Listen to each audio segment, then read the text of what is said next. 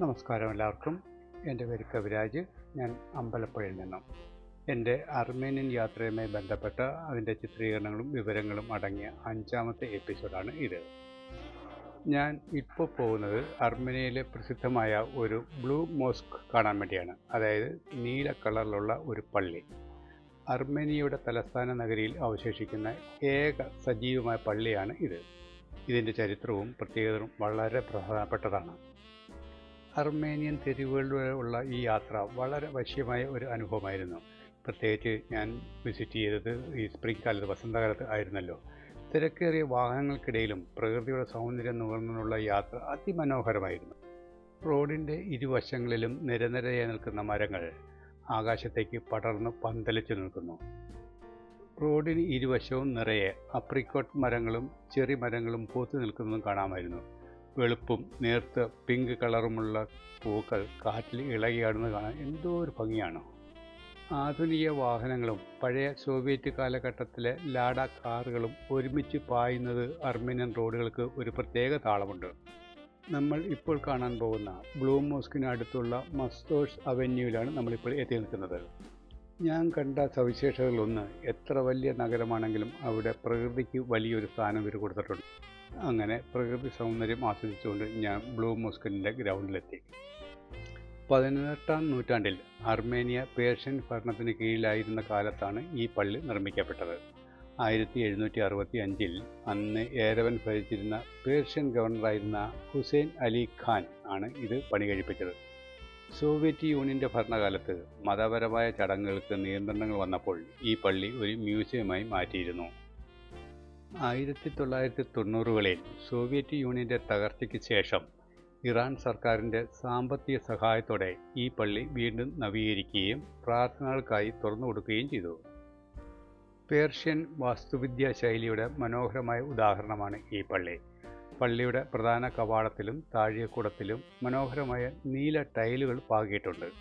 അതുകൊണ്ടാണ് ഇതിന് blue mosque എന്ന് പേര് ലഭിച്ചത്. ഞങ്ങളെല്ലാവരും അകത്ത് കയറി. ഇത് പ്രാർത്ഥനകൾ നടത്തുന്ന സ്ഥലമാണ്. അവിടെ എല്ലാവർക്കും കയറാം, വീഡിയോ എടുക്കാം, യാതൊരു ഒബ്ജക്ഷനും ഇല്ലായിരുന്നു. യഥാർത്ഥത്തിൽ പള്ളിക്ക് 4 മിനാരങ്ങൾ ഉണ്ടായിരുന്നുവെങ്കിലും ഇന്ന് 24 മീറ്റർ ഉയരമുള്ള ഒരു മിനാരം മാത്രമേ ഉള്ളൂ. പള്ളിയുടെ മധ്യഭാഗത്തായി വിശാലമായ ഒരു പൂന്തോട്ടവും അതിനു ചുറ്റും മതപരമായ പഠനത്തിനായുള്ള മുറികളും സ്ഥിതി ചെയ്യുന്നുണ്ട്. അർമേനിയയിലെ മുസ്ലിം മതവിശ്വാസികളുടെയും പ്രത്യേകിച്ച് അർമേനിയയിൽ താമസിക്കുന്ന ഇറാനികളുടെയും പ്രധാന ആരാധനാലയമാണ് ഇത്. യാരവനിലെ ഇറാനിയൻ സംസ്കാര കേന്ദ്രമായും ഇത് പ്രവർത്തിക്കുന്നു. ഇവിടെ ഒരു ലൈബ്രറിയും പേർഷ്യൻ ഭാഷാ പഠന കേന്ദ്രവുമുണ്ട്. ഇതിനിടയിൽ പള്ളി സന്ദർശിച്ച ഒരു ഇറാൻ വിശ്വാസിയുടെ വിശദീകരണത്തിലേക്ക് നമുക്ക് അല്പം ശ്രദ്ധിക്കാം. I am from Iran. Yeah. Good. Your full name, please. My name, Qahr Ahmad. Ahmad. Muslims divided in 2 parts: Sunni, Shia. Shia. After the Prophet, Sunni don't have another leader, but Shia have 12 leaders. The 8th leader was Reza. Yeah, in Mashhad. Yeah. At first, Iranian army won the war, but England came and helped Russia and changed, and Russia army won the war, captured the Azerbaijan, Armenia, and Georgia, and go to Iran. ആ പള്ളി സന്ദർശനത്തിന് ശേഷം ഞാൻ പോയത് അർമേനിയയുടെ തലസ്ഥാനമായ, അതായത് ഇപ്പം നമ്മൾ സഞ്ചരിച്ചുകൊണ്ടിരിക്കുന്ന യെരവാനിലെ ഏറ്റവും പ്രധാനപ്പെട്ടതും ഗാംഭീര്യമുള്ളതുമായ ഒരു സ്മാരകമായ മദർ ഓഫ് അർമേനിയ അത് കാണാൻ വേണ്ടിയാണ്. നഗരത്തിലെ വിക്ടറി പാർക്കിൽ സ്ഥിതി ചെയ്യുന്ന ഈ പ്രതിമ അർമേനിയൻ ജനതയുടെ കരുത്തിൻ്റെയും പോരാട്ടത്തിൻ്റെയും പ്രതീകമാണ്. ലോക്കൽ ഗാർഡ് വീണയുടെ വിശദീകരണത്തിലേക്ക് അല്പം. Died and we got out of the Soviet Union. They replaced the statue with Mother. She has a sword in her hand as the mother who protects the city, the country.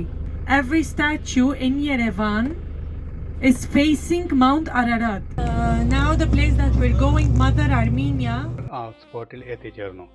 ഈ സ്മാരകം നിലനിൽക്കുന്ന അതേ പീഠത്തിൽ മുൻപ് Soviet ഭരണാധികാരിയായിരുന്ന Joseph സ്റ്റാലിൻ്റെ കൂറ്റൻ പ്രതിമ ഉണ്ടായിരുന്നു.